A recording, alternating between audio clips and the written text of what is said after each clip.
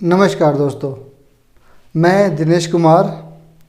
स्वागत है आपका हमारे YouTube क्लासेस में। और आज मैं लेकर आया हूँ एक नया विषय, वो है IAS एग्ज़ाम का सिलेबस। देखिए दोस्तों, जैसे हम सभी जानते हैं कि भारत जो है एक गांव का देश है। यहाँ की अधिकांश जो आबादी है वो गांव में रहती है। तो टैलेंट की कमी नहीं है गांव में, बस ज़रूरत है उन्हें एक सही दिशा देने की।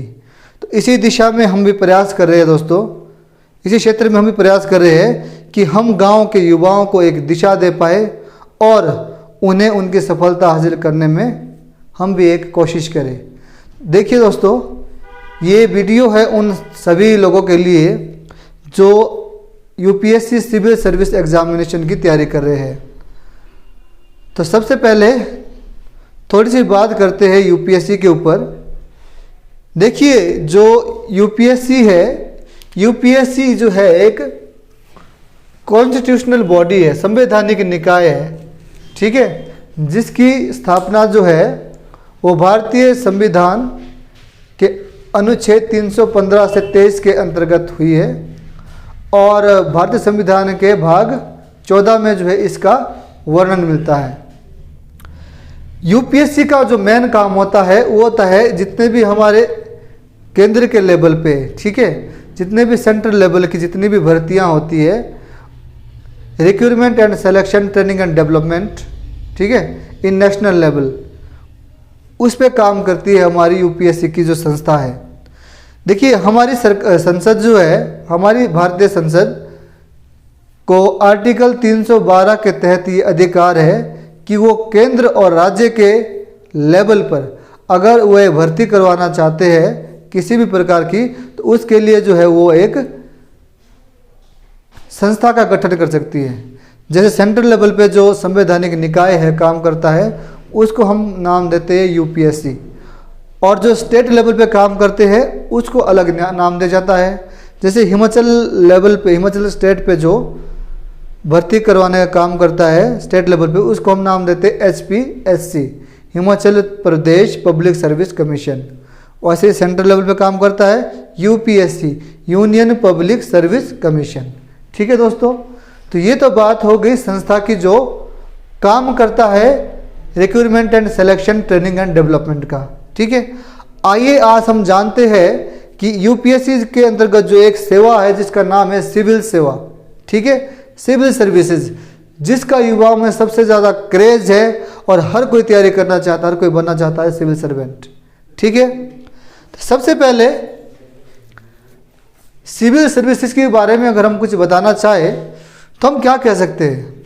कहते हैं ना कि सिर्फ हंगामा खड़ा करना मेरा मकसद नहीं, सिर्फ हंगामा खड़ा करना मेरा मकसद नहीं, मेरी जिद है कि ये सूरत बदलनी चाहिए। मेरे सीने में नहीं तो तेरे सीने में सही है कहीं अगर वो आग, तो वो आग जलनी चाहिए। देखिए दोस्तों, यूं तो हर साल लाखों के हिसाब से युवा जो है फॉर्म भरते हैं UPSC का। लगभग 12 से 14 लाख लोग फॉर्म भरते हैं UPSC सिविल सर्विसेज का, जिसमें से कि 50% आबादी पहले ही गायब हो जाती है और लगभग 50% के आसपास लोग एग्ज़ाम देते हैं प्रीलिम्स का, यानी 7 से 8 लाख लोग। और उसमें से मात्र 15,000 लोग सिलेक्ट होते हैं प्रीलिम्स में। और उन 15,000 में से भी जो फाइनल इंटरव्यू के लिए जाते हैं वो 2,500 से 3,000 लोग जाते हैं। और फाइनल जो सिलेक्ट होते हैं वो सिलेक्ट होते हैं 800 से 1,000 के बीच। और उसमें से सिर्फ चुनिंदा लोग ही हैं जो IAS बन पाते हैं। ठीक है दोस्तों, तो यदि आप भी करना चाहते हो तैयारी और आप अपने तैयारी को एक नई दिशा देना चाहते हैं, तो हम भी आपका सहयोग कर रहे हैं। तो सिविल सर्विसेज क्या है? What civil services is? तो कहते हैं कि civil services offer a unique career opportunity combined with the constructive challenges and high growth of prospectus. By getting into the civil services, you will not implement your program and policy, but you will be the crucial contributor for the development of the nation as a whole. The first step towards your success is to choose your goal honestly. You should not choose anything just because your parents has a dream or a pressure on your social circle.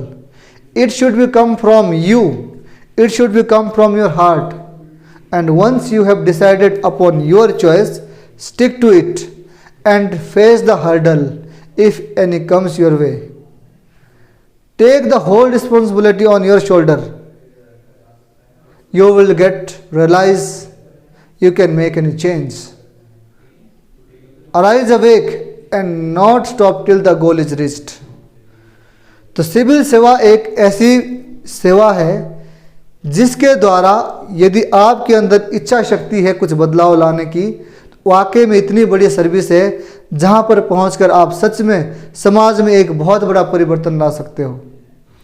आज उसी civil सेवा की बारे में हम बात करेंगे और बात करेंगे इसके पाठ्यक्रम की कि यूपीएससी सिविल सेवा का पाठ्यक्रम क्या है और यह परीक्षा जो है किस तरह से आयोजित की जाती है. तो देखिए दोस्तों, शुरुआत करते हैं इसके एग्जामिनेशन प्रोसेस की, यानी परीक्षा की प्रक्रिया की. तो यूपीएससी की जो परीक्षा, यूपीएससी सिविल सर्विसेज की जो परीक्षा होती है, इसे 3 चरणों में बांटा जा सकता है. एक को नाम देते हैं हम प्रीलिम्स यानी प्रारंभिक परीक्षा, मेंस यानी मुख्य परीक्षा, व इंटरव्यू या पर्सनैलिटी टेस्ट यानी साक्षात्कार या व्यक्तित्व परीक्षण. तो 3 चरणों में जो है यूपीएससी सिविल सेवा को बांटा जा सकता है. आइए सबसे पहले बात करते हैं प्रारंभिक परीक्षा की. प्रारंभिक परीक्षा को स्क्रीनिंग टेस्ट भी कहते हैं, छठवीं परीक्षा भी कहते हैं. क्यों कहते हैं? क्योंकि दोस्तों 90% जो क्राउड है या उससे भी ज़्यादा ऑटोमेटिकली जो है वो प्रीलिम्स में ही बाहर हो जाता है. जैसे मैंने आपको बोला कि 14 से 15 लाख लोग फॉर्म भरते हैं, 8 लाख लोग परीक्षा देते हैं, तो मात्र 8 लाख में से भी 15,000 लोग जो है सिर्फ मेंस में पहुंचते हैं, बाकी सारा क्राउड बाहर हो जाता है. कारण क्या है? एक तो सीट लिमिटेड है, कंपटीशन भी थोड़ा हाई हो रहा है, और सबसे बड़ी बात होती है हमारी स्ट्रेटजी से नहीं. तो आज बात करते हैं पहले एग्जामिनेशन, किसी भी एग्ज़ाम की तैयारी करने से पहले उस एग्ज़ाम के पाठ्यक्रम का आइडिया होना ज़रूरी है. तो अगर हम तैयारी करना चाहते हैं सिविल सर्विस सेवा की, बनना चाहते हैं आईएएस, आईपीएस, आईआरएस, आईएफएस, तो सबसे पहले हमारी तैयारी का पहला जो बिंदु है वो है पाठ्यक्रम की जांच पड़ताल करना. यानी यूपीएससी सिविल सेवा में पूछा क्या जाता है, तैयारी करनी है, पर किस चीज़ की तैयारी करनी है. ठीक है दोस्तों, तो सबसे पहले बात करते हैं प्रारंभिक परीक्षा की. तो प्रारंभिक परीक्षा के अंतर्गत जो है वो 2 पेपर करवाए जाते हैं यूपीएससी के द्वारा, और उन पेपर को जो करवाएगा यूपीएससी, ये पेपर हमारे ऑब्जेक्टिव टाइप के होते हैं. यानी आपको किसी भी प्रश्न के 4 विकल्प दिए होते हैं और आपको 4 में से एक विकल्प का चुनाव करना होता है. और दोनों ही जो पेपर है वो 200-200 अंकों के रहते हैं, और पेपर के लिए निर्धारित समय सीमा है 2 घंटे. ठीक है, तो सबसे पहले बात करते हैं पेपर 1 की. ठीक है, तो जनरल स्टडी इसका नाम है. ठीक है, प्रीलिम्स में 2 पेपर है. एक का नाम है सामान्य अध्ययन यानी जनरल स्टडी, दूसरे का नाम है सीसेट यानी सिविल सर्विसेज एप्टीट्यूड टेस्ट. सबसे पहले बात करते हैं सामान्य अध्ययन की. ठीक है, क्योंकि सामान्य अध्ययन ऐसा पेपर होता है प्रीलिम्स का जिसके आधार पर हमारे मेरिट बनती है. यानी हम सेलेक्ट हो गए या बाहर हो जाएंगे, ये डिसाइड होता है पेपर 1 से सामान्य अध्ययन से. जो पेपर 2 है यानी सी सेट है, वो सिर्फ क्वालिफाइंग है, जिसमें हमें 33% अंक यानी 66 नंबर लेके आने हैं 200 में से. ठीक है दोस्तों, तो बात करते हैं पेपर 1 की सामान्य अध्ययन की. तो देखिए, सामान्य अध्ययन के सिलेबस को यूं तो 7 खंडों में बांटा गया है मोटा मोटा. तो वो 7 खंड क्या क्या है? नंबर 1, राष्ट्रीय तथा अंतर्राष्ट्रीय महत्व की समसामयिक घटनाएं. अच्छा, इससे पहले मैं ये बताना भूल गया कि सामान्य अध्ययन प्रश्न पत्र में आपको 100 प्रश्न पूछे जाएंगे और एक प्रश्न जो है वो 2 नंबर का होगा और कुल पेपर मैंने आपको बोला 200 अंक का होगा और समय इसके लिए रहेंगे 2 घंटे यानी 120 मिनट। ठीक है जी,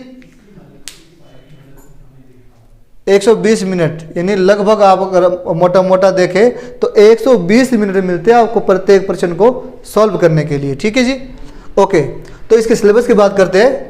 तो यूपीएससी के जनरल स्टडी यूपीएससी प्रारंभिक परीक्षा के पेपर 1 सामान्य अध्ययन के सिलेबस को 7 खंडों में बांटा गया है।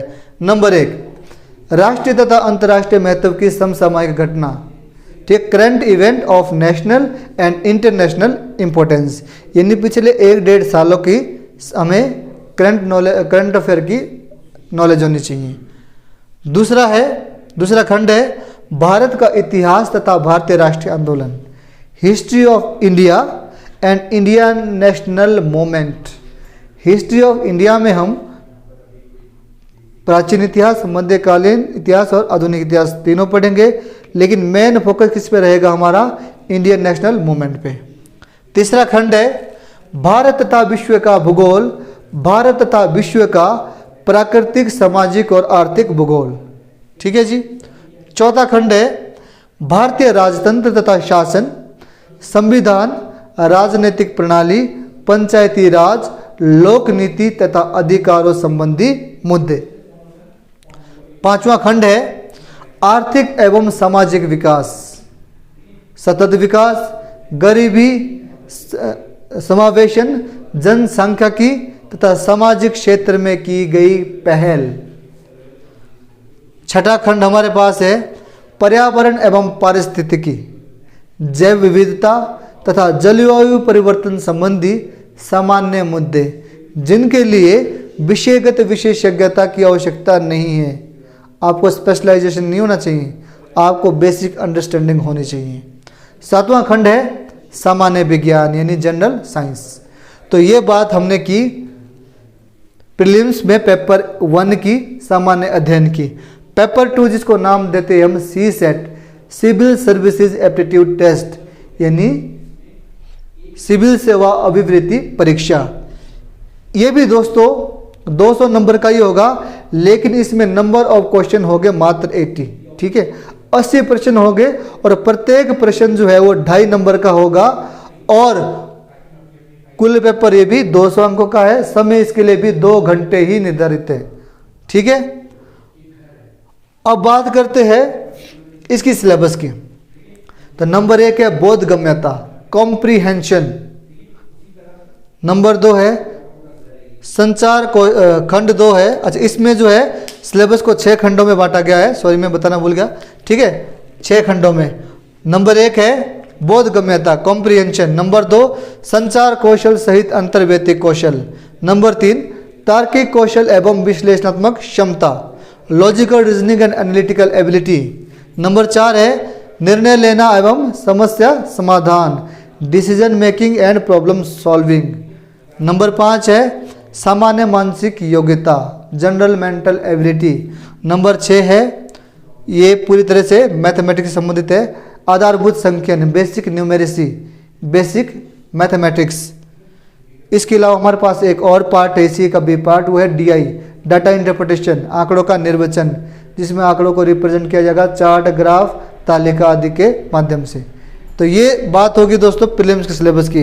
एक इम्पोर्टेंट बात और है कि यूपीएससी का जो प्रारंभिक परीक्षा होती है, ये दोनों ही पेपर एक ही दिन करवाए जाते हैं। एक आपका मॉर्निंग में होगा तो एक आफ्टरनून में होगा। ठीक है, दोनों ही पेपर एक ही दिन होते हैं। ठीक है, अब बात करते हैं, अच्छा जो क्वालिफाई कर लेगा मेंस वो पहुंचेगा मुख्य परीक्षा देने के लिए। तो अब बात करते हैं मेंस एग्जामिनेशन की, यानी मुख्य परीक्षा की। यूपीएससी के मुख्य परीक्षा को यूं तो हम अलग अलग 2-3 भागों में बांट के देख सकते हैं। सबसे पहले जो इसमें पेपर होते हैं उसको हम जानते, एक तो होते हैं क्वालिफाइंग पेपर, एसए के पेपर, जनरल स्टडी के पेपर और ऑप्शनल पेपर। ठीक है, कुल मिला के मेन भाग है हमारा मेंस एग्जामिनेशन। ठीक है, तो मेंस एग्जामिनेशन में सबसे पहले आपके होते हैं क्वालिफाइंग पेपर। क्वालिफाइंग पेपर को अर्हक प्रश्न पत्र भी बोलते हैं। क्यों कहा जाता है इसे अर्हक प्रश्न पत्र? क्योंकि ये ऐसे प्रश्न पत्र होते हैं जिसके अंक जो है वो मेरिट निर्धारण में नहीं जोड़े जाते हैं। इन्हें सिर्फ आपने क्वालिफाई करना है, इसके जो मार्क्स है वो फाइनल मेरिट लिस्ट में नहीं जोड़े जाएंगे। ठीक है दोस्तों, तो अगर हम बात करें क्वालिफाइंग पेपर की तो इसमें 2 प्रश्न पत्र शामिल है। एक प्रश्न पत्र होगा आपके भारतीय संविधान की अनुसूची 8 के अंतर्गत जो भाषाएं दी गई है 22 भाषाएं, उनमें से किसी एक भाषा का चुनाव करना है। वो आपके ऊपर निर्भर करता है कि आप कौन सी भाषा चुनते हो। जौन सी आप भाषा चुनोगे पेपर भी आपका उसी का होगा क्वालिफाइंग का। ठीक है, और दूसरा जो पेपर होता है वो होता है इंग्लिश कंपलसरी। ठीक है, अंग्रेजी भाषा का, तो वो तो चुनना ही पड़ेगा। लेकिन पेपर 1 जो है वो भारतीय संविधान की अनुसूची 8 के अंतर्गत दी गई भाषाओं में से कोई एक पेपर होगा। ठीक है, सपोज मैं नॉर्थ इंडिया से हूँ तो मैं क्या चुनूंगा, हिंदी। ठीक है, हिंदी और अंग्रेजी, तो ये हो गए मेरे क्वालिफाइंग पेपर।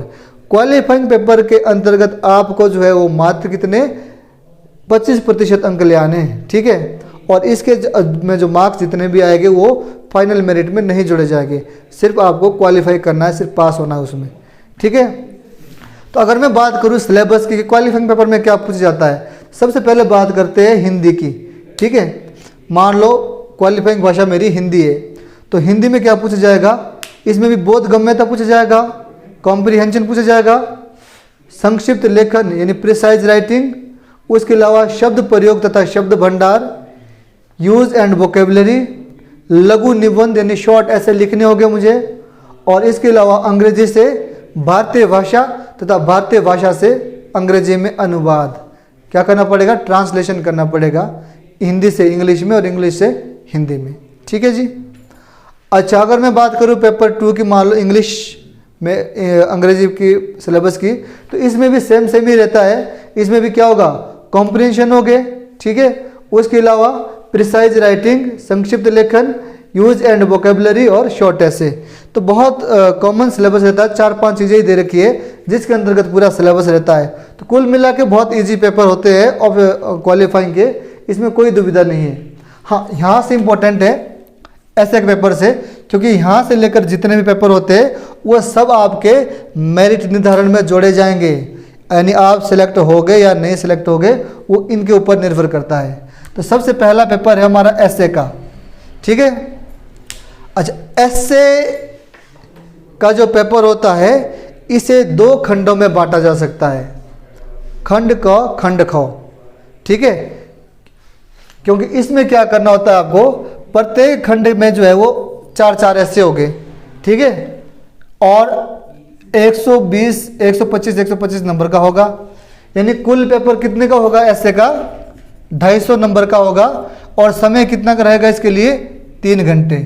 यानी इसके जितने भी पेपर रहेंगे मेंस के, उनके लिए प्रत्येक पेपर के लिए 3 घंटे का समय रहेगा। ठीक है जी। अच्छा, इसमें हमने क्या बोला कि 2 खंडों में बांटा जाएगा ऐसे के पेपर को। ए सेक्शन में भी कितने दियोगे, 4 ऐसे दियोगे, और 4 में से आपने 1 ऐसे करना है। फिर आपका बी खंड में भी कितने हो गए, 4 ऐसे हो गए, और यहाँ पर भी 4 में से आपने 1 ऐसे करना है अटेम्प्ट। ठीक है जी। तो 1 ऐसे 125 टोटल कितना होगा, ये 250 अंकों का पेपर हो गया। ठीक है जी। और कभी कभी तो बहुत बड़ा रोल प्ले करता है ऐसे कि आप सेलेक्ट होगे कि नहीं होगे। तो हमें कोशिश करनी चाहिए, प्रैक्टिस करनी चाहिए कि हम तैयारी करते रहे और किसी भी विषय के ऊपर हम एक अच्छा निबंध लिखने का प्रयास करते रहे। ठीक है, ताकि हम इस योग्य बन जाए कि फाइनल पेपर में हम अच्छे से ऐसे को लिख पाए, चाहे टॉपिक कोई सा भी हो। ठीक है। अच्छा, अगला जो पेपर होता है वो होता है सामान्य अध्ययन का। ठीक है, देखिए सामान्य अध्ययन में क्या कर रखा है यूपीएससी ने, बहुत सारे विषयों को क्या कर रखा है, एक शेप दे रखी है। मतलब कुछ विषयों को मिलाकर एक पेपर बना दिया तो उसको बोल दिया जनरल स्टडी पेपर 1। फिर कुछ विषय को और मिलाकर दूसरा पेपर बना दिया तो बोल दिया सामान्य अध्ययन प्रश्न पत्र 2। फिर कुछ विषय को और एक पेपर बना दिया तो सामान्य अध्ययन प्रश्न पत्र 3। फिर कुछ विषय को और मिलाकर एक पेपर बना दिया सामान्य अध्ययन प्रश्न पत्र 4। इस तरह से यूपीएससी ने जितने भी इम्पोर्टेंट विषय है सिविल सर्विस के हिसाब से उन विषय को कंपाइल करके जो है एक पेपर बना दिया है। ठीक है, तो पेपर 1 जो है सामान्य अध्ययन का, उसके अंतर्गत देखते क्या क्या चीज़ें हैं। तो सामान्य अध्ययन प्रश्न पत्र 1, अगर हम इस पेपर का नाम जानना चाहते हैं, इस पेपर का नाम क्या है कि भारतीय विरासत व संस्कृति, विश्व का इतिहास व भूगोल तथा समाज। तो ये है हमारा सामान्य अध्ययन प्रश्न पत्र 1, भारतीय विरासत व संस्कृति, विश्व का इतिहास व भूगोल तथा समाज। यानी अगर हम इसको तोड़ कर देखें तो इसमें कौन कौन से विषय सम्मिलित है। नंबर 1 है आर्ट एंड कल्चर, कला और संस्कृति, विश्व का इतिहास, विश्व का भूगोल, भारत का इतिहास और भारतीय समाज। तो 5 विषयों को मिलाकर जो है एक पेपर तैयार कर दिया है यूपीएससी ने, जिसको हमने नाम दिया है प्रश्न पत्र 1, सामान्य अध्ययन प्रश्न पत्र 1। अब अगर इसके हम सिलेबस को देखते हैं, देखिए सामान्य अध्ययन प्रश्न पत्र 1 के सिलेबस को जो है हमने 12 खंडों में जो है वो विभाजित कर दिया है। ठीक है, आइए बात करते हैं कि इसके अंतर्गत जो शामिल है वो कौन कौन से विषय हैं। ठीक है दोस्तों, तो नंबर 1 इस विषय का जो पहला टॉपिक है वह है भारतीय संस्कृति में प्राचीन काल से लेकर आधुनिक काल तक के कला के रूप। किसके रूप? भारतीय संस्कृति में प्राचीन काल से लेकर आधुनिक काल तक के कला के रूप, साहित्य और वास्तुकला के मुख्य पहलू शामिल हो गए।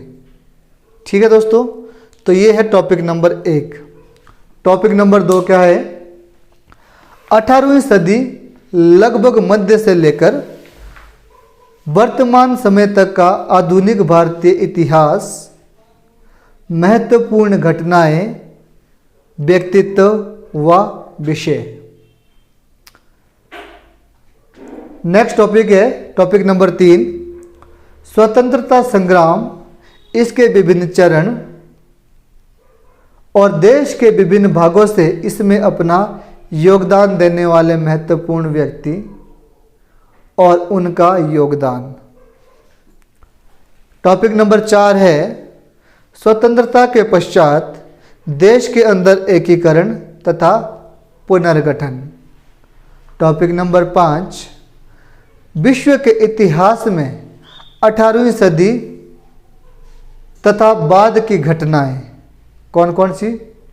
औद्योगिक क्रांति, विश्व युद्ध, राष्ट्रीय सीमाओं का पुनः सीमांकन, उपनिवेशवाद, उपनिवेशवाद की समाप्ति, राजनीतिक दर्शन, साम्यवाद, पूंजीवाद, समाजवाद आदि शामिल हो गए, उनके रूप और समाज पर इनका प्रभाव। इसके अलावा भारतीय समाज की मुख्य विशेषताएं और भारत की विविधता। टॉपिक नंबर 7 महिलाओं की भूमिका और महिला संगठन, जनसंख्या एवं संबंधित मुद्दे, गरीबी और विकासात्मक विषय, शहरीकरण, उनकी समस्याएं और उनके रक्षोपाय। टॉपिक नंबर 8 भारतीय समाज पर भूमंडलीकरण का प्रभाव। टॉपिक नंबर 9 सामाजिक सशक्तिकरण, संप्रदायवाद, क्षेत्रवाद और धर्मनिरपेक्षता। टॉपिक नंबर 10 विश्व के भौतिक भूगोल की मुख्य विशेषताएं। टॉपिक नंबर 11 विश्व भर के प्राकृतिक संसाधनों का वितरण, दक्षिण एशिया और भारतीय उपमहाद्वीप को शामिल करते हुए भारत तथा विश्व के विभिन्न भागों में प्राथमिक, द्वितीयक तथा तृतीयक क्षेत्रों को स्थापित करने के लिए जिम्मेदार कारक। टॉपिक नंबर 12 भूकंप, सुनामी, ज्वालामुखी हलचल, चक्रवात आदि जैसी महत्वपूर्ण भूभौतिकीय घटनाएं, उनके स्थान, अति महत्वपूर्ण भौगोलिक विशेषताएं, जल स्रोत और हिमावरण सहित और वनस्पति एवं प्राणी जगत में परिवर्तन और इस प्रकार के परिवर्तनों के प्रभाव। तो ये सारे मेन टॉपिक है, यानी कुल मिला के 12 टॉपिक में जो है पेपर जनरल स्टडी पेपर 1 को, सामान्य अध्ययन पेपर 1 को बांटा जा सकता है। अब हम बात करते हैं सामान्य अध्ययन प्रश्न पत्र 2 की, जिसका नाम है शासन व्यवस्था, संविधान, राज्य व्यवस्था, सामाजिक न्याय और अंतर्राष्ट्रीय संबंध। देखिए दोस्तों, अगर हम इसको तोड़कर देखें तो इसमें कौन कौन से विषय सम्मिलित है पेपर 2 में। एक है भारतीय प्रशासन, दूसरा है भारतीय राज्य व्यवस्था, तीसरा है सामाजिक मुद्दे और चौथा है अंतर्राष्ट्रीय संबंध। इन 4 विषयों को मिलाकर जो है ये पेपर तैयार किया गया है। ठीक है, अब इसके सिलेबस को देखते हैं कि इस सिलेबस के अंतर्गत जो है वो कौन कौन से विषयों को शामिल किया गया है। तो कुल मिला के दोस्तों पेपर 2 के जो सिलेबस को है वो 20 टॉपिक में, सब टॉपिक में जो है वो डिवाइड किया गया है। ठीक है, 20 टॉपिक में डिवाइड किया गया है इसके विषय को। तो देखिए कौन कौन से टॉपिक है वो। टॉपिक नंबर 1, भारतीय संविधान, ऐतिहासिक आधार, विकास, विशेषताएं, संशोधन, महत्वपूर्ण प्रावधान और बुनियादी संरचना। यानी टॉपिक 1 किससे संबंधित है? इंडियन कॉन्स्टिट्यूशन से, भारतीय संविधान से, जिसमें हमें देखना है कि भारतीय संविधान का ऐतिहासिक विकास कैसे कैसे हुआ। ठीक है, और भारतीय संविधान की विशेषताएं क्या क्या है, भारतीय संविधान में कौन कौन से संशोधन हुए हैं और महत्वपूर्ण प्रावधान कौन कौन से हुए हैं, और इसकी हमने बुनियादी संरचना देखनी है, बेसिक स्ट्रक्चर देखना है। ठीक है जी। टॉपिक नंबर 2, संघ एवं राज्यों के कार्य तथा उत्तरदायित्व। ठीक है, संघ ढांचे से संबंधित विषय और चुनौतियां, स्थानीय स्तर पर शक्तियों और वित्त का हस्तांतरण और उसकी चुनौतियां, विभिन्न घटकों के बीच शक्तियों का पृथक्करण। टॉपिक नंबर 3 है कि विभिन्न घटकों के बीच शक्तियों का पृथक्करण, विवाद निवारण तंत्र तथा संस्थान। टॉपिक नंबर 4 है भारतीय संवैधानिक योजना की अन्य देशों के साथ तुलना, कंपैरिजन करना हमने भारतीय संविधान को अन्य देशों के संविधान से।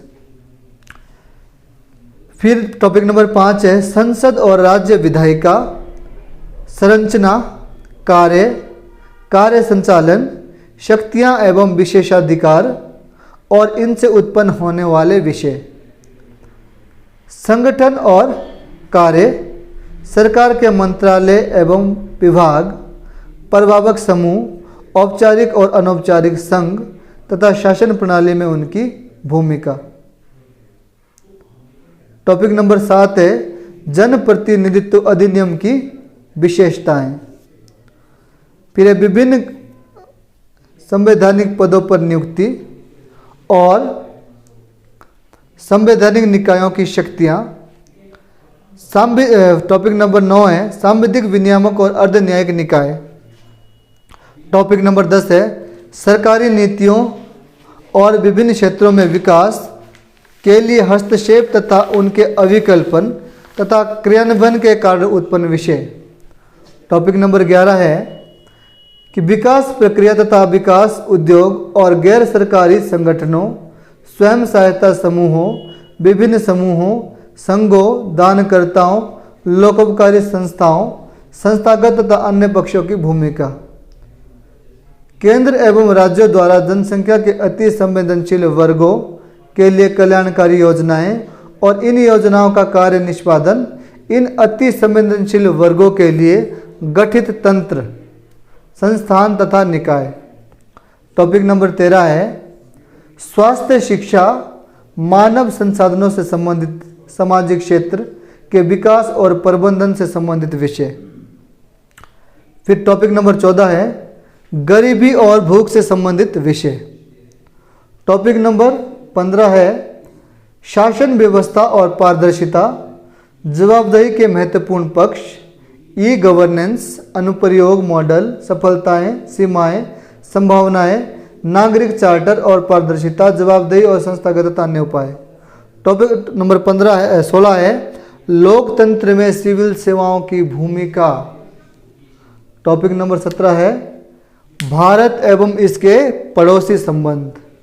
टॉपिक नंबर 18 है द्विपक्षीय, क्षेत्रीय और वैश्विक समूह और भारत से संबंधित अथवा भारत के हितों को प्रभावित करने वाले करार। टॉपिक नंबर 19 है भारत के हितों पर विकसित तथा विकासशील देशों की नीतियाँ तथा राजनीति का प्रभाव और प्रवासी भारतीय। टॉपिक नंबर 20 है कि महत्वपूर्ण अंतर्राष्ट्रीय संगठन, संस्थाएं, मंच तथा संरचना और उनके अधिदेश, मैंडेट। तो ये कुल मिला के 20 टॉपिक है जो हमारे पेपर 2 के अंतर्गत आते हैं, सामान्य अध्ययन 2 के अंतर्गत आते हैं। फिर पेपर नंबर 3, इसे सबसे जटिल पेपर भी कहा जाता है, ठीक है, क्योंकि इसमें बहुत सारी चीज़ें आती है। इस पेपर का नाम क्या है? प्रौद्योगिकी, आर्थिक विकास, जैव विविधता, पर्यावरण, सुरक्षा तथा आपदा प्रबंधन। देखिए इसमें भी कुछ विषयों को सम्मिलित किया गया है। कौन कौन से विषय है? सबसे पहले इसमें है विज्ञान एवं प्रौद्योगिकी, यानी साइंस एंड टेक्नोलॉजी एक विषय है जिसको इसमें जोड़ा गया है। फिर है भारतीय अर्थव्यवस्था, इंडियन इकोनॉमी, पर्यावरण एवं पारिस्थितिकी, इन्वायरमेंट एंड इकोलॉजी, आंतरिक सुरक्षा, इंटरनल सिक्योरिटी और आपदा प्रबंधन यानी डिजास्टर मैनेजमेंट।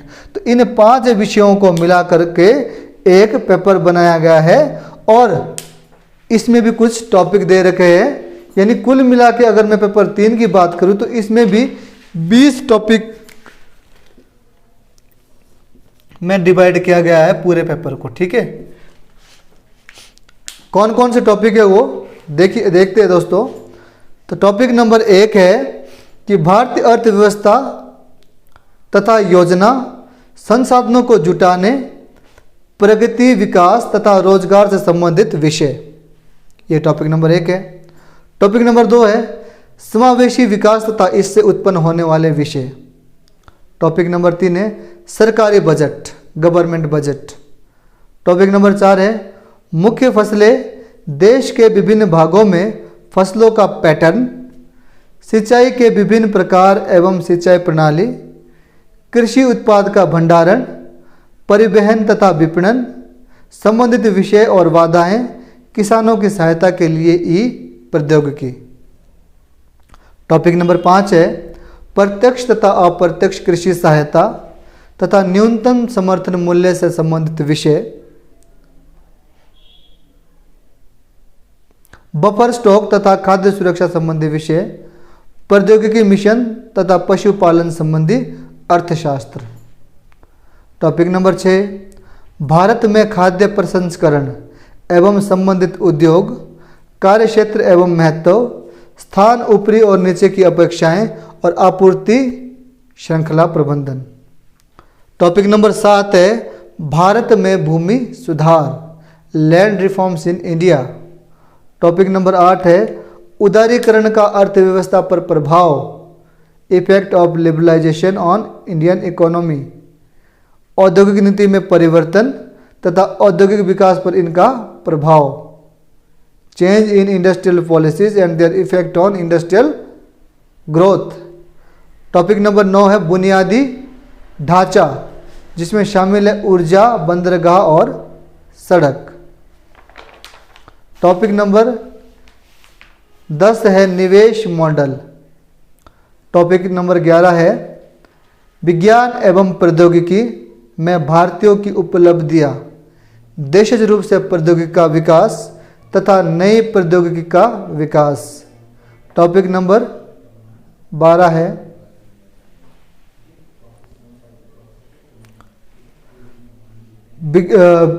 विज्ञान एवं प्रौद्योगिकी, विकास एवं अनुप्रयोग और रोजमर्रा के जीवन पर इसका प्रभाव। टॉपिक नंबर 13 है सूचना प्रौद्योगिकी, अंतरिक्ष, computer, robotics, nano technology, biotechnology और बौद्धिक संपदा अधिकारों से संबंधित विषय के रूप में जागरूकता। टॉपिक नंबर 14 है संरक्षण, पर्यावरण प्रदूषण और शरण, पर्यावरण प्रभाव का आंकलन। टॉपिक नंबर 15 है आपदा और आपदा प्रबंधन। टॉपिक नंबर 16 है विकास और फैलते उग्रवाद के बीच संबंध। टॉपिक नंबर 17 है आंतरिक सुरक्षा के लिए चुनौती उत्पन्न करने वाले शासन विरोधी तत्वों की भूमिका।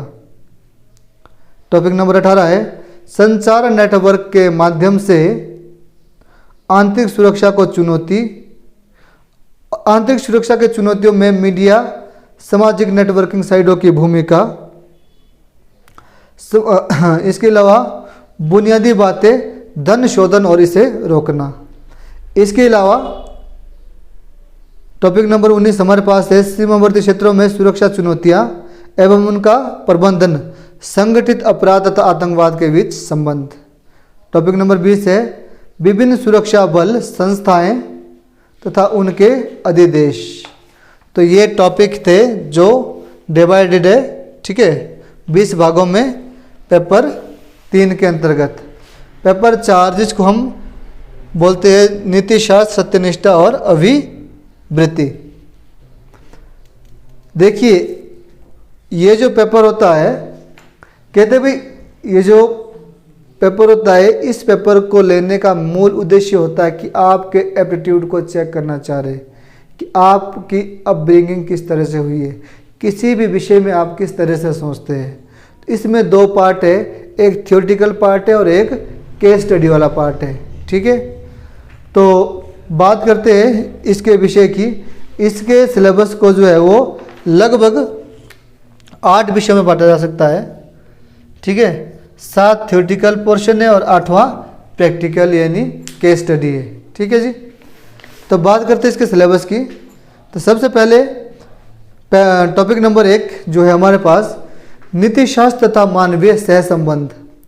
मानवीय क्रियाकलापों में नीतिशास्त्र का सार तत्व, इसके निर्धारक और परिणाम, नीतिशास्त्र के आयाम, निजी और सार्वजनिक संबंधों में नीतिशास्त्र, मानवीय मूल्य, महान नेताओं, सुधारकों और प्रशासकों के जीवन तथा उनके उपदेशों से शिक्षा, मूल्य विकसित करने में परिवार, समाज और शैक्षणिक संस्थाओं की भूमिका।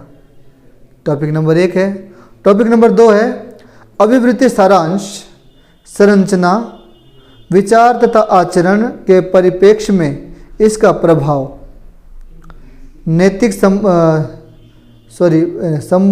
नैतिक और राजनीतिक अभिरुचि, सामाजिक प्रभाव और धारण।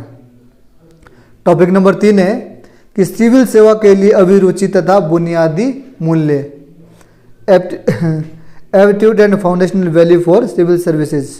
कौन कौन सी फाउंडेशनल वैल्यू चाहिए होती है?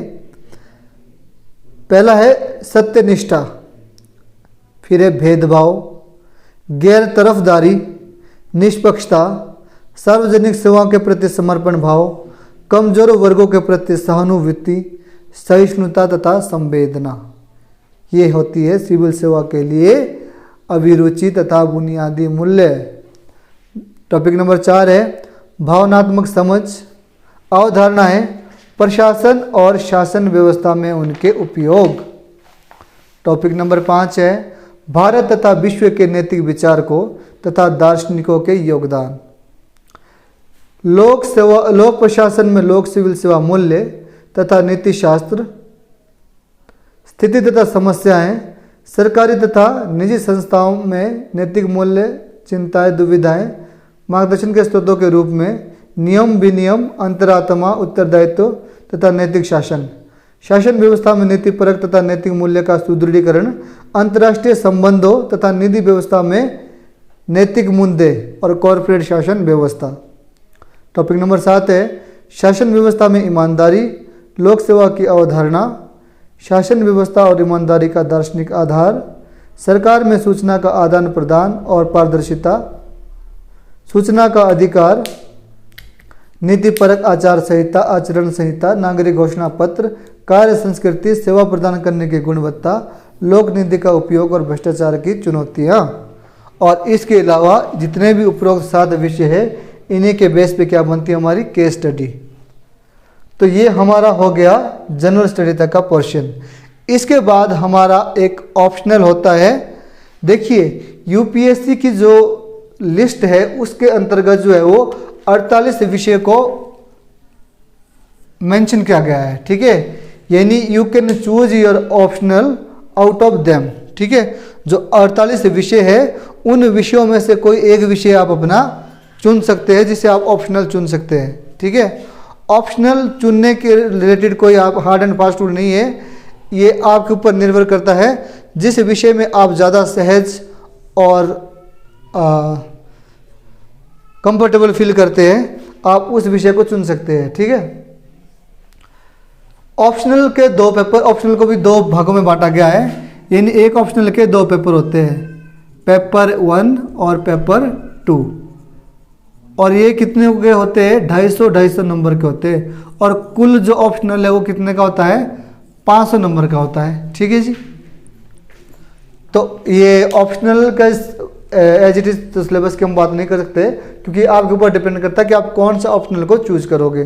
कुछ हिस्ट्री चुनते हैं, कुछ ज्योग्राफी चुनते हैं, कुछ पॉलिटिकल साइंस चुनते हैं, कुछ सोशोलॉजी, कुछ एंथ्रोपोलॉजी, कुछ लोग जो अपने बैकग्राउंड से आए होते हैं अपने विषय चुनते हैं, जो कोई कॉमर्स चुन लेता है, कोई फिजिक्स चुन लेता है, कोई मैथमेटिक्स चुन लेता है। तो ये अभ्यर्थी के ऊपर डिपेंड करता है कि उसे कौन से ऑप्शनल में ज़्यादा कंफर्टेबल फील होता है। ठीक है जी, तो यदि आप मुख्य परीक्षा को पास कर लेते हैं तो आप पहुंचते हैं इंटरव्यू के लिए फाइनली, और इंटरव्यू जो है आपका 275 नंबर का होता है। ठीक है जी,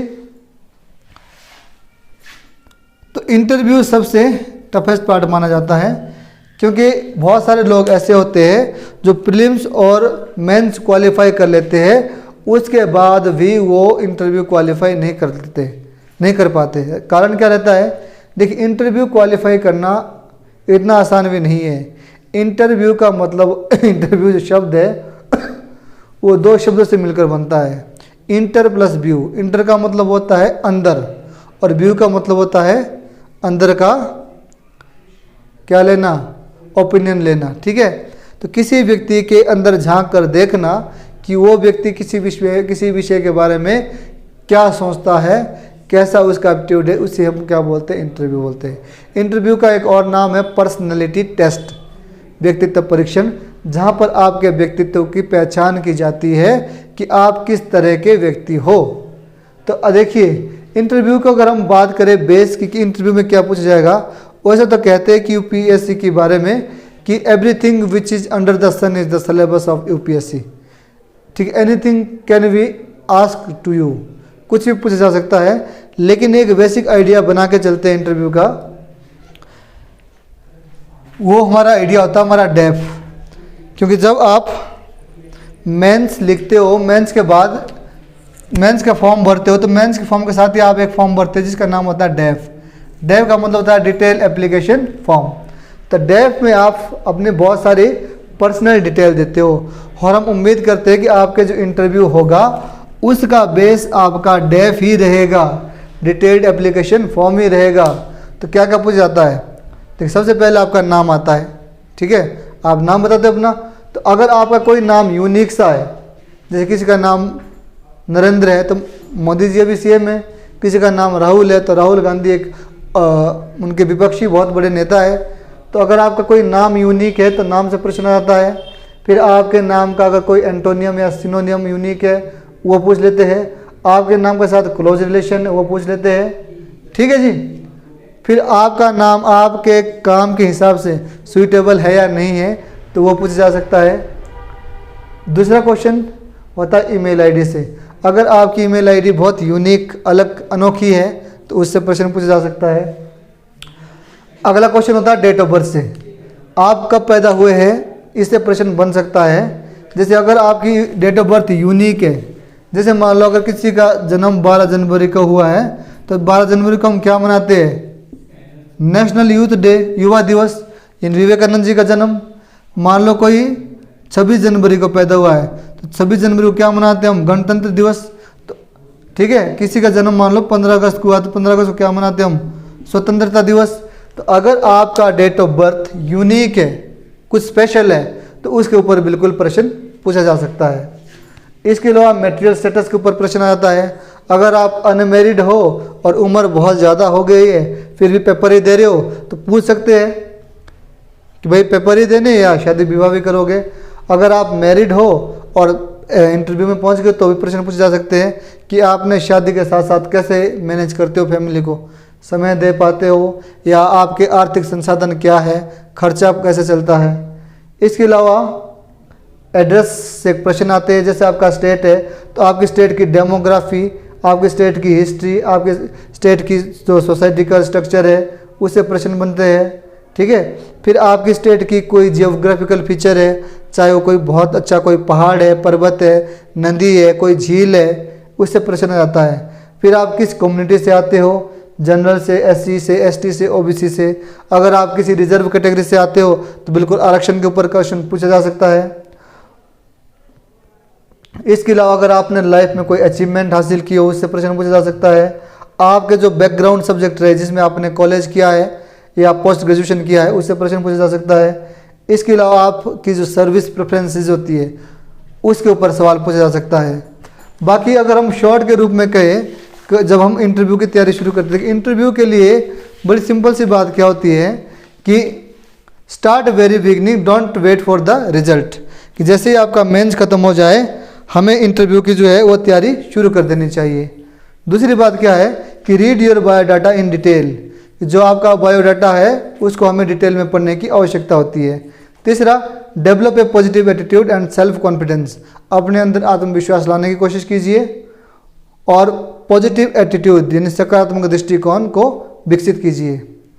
फिर इम्प्रूव योर कम्युनिकेशन स्किल, अपने जो संचार कौशल को विकसित करने का प्रयास कीजिए। Don't lie, go straight forward, झूठ मत बोलिए, सीधा और स्पष्ट बोलिए। कंटिन्यू रीडिंग गुड न्यूज़पेपर, अच्छे अच्छे अखबार, मैगजीन, किताबें पढ़ते रहिए। Prepare well on your hobbies and they must be realistic, अपनी हॉबी के ऊपर अच्छे से तैयारी कीजिए और आपकी जो हॉबी ऐसी होनी चाहिए जो वास्तव में हो, ठीक है। रिवाइज योर ऑप्शनल सब्जेक्ट, जो आपका ऑप्शनल था उसके बारे में थोड़ा आइडिया होना चाहिए तो उसको एक बार देख लीजिए। फिर है know your home district and state in detail, कि आपका जो अपना जिला है और आपका जो स्टेट है उसके बारे में थोड़ा थोरोली पढ़िए, डिटेल से पढ़िए। फिर है use common sense and dress neat and clean, ठीक है, मैच्योरिटी वाले लक्षण शो करिए वहाँ पे, और आपके जो कपड़े हैं वो बिल्कुल फॉर्मल होने चाहिए और साफ़ सुथरे होने चाहिए, ठीक है। और उसके लिए आप क्या कर सकते हैं, आप मॉक इंटरव्यू दे सकते हैं जहाँ पर आपकी प्रैक्टिस होती है बोलने की और आप कोशिश करते हैं कि आप वहाँ पे बोल पाते हैं नहीं बोल पाते, ठीक है जी। तो सिंपल अगर मैं इसको सिंप्लीफाइज करूँ तो प्रीलिम्स तो हो गया, प्रीलिम्स के मार्क्स भी नहीं जुड़ते हैं। बात करते हैं मेंस और इंटरव्यू की। देखिए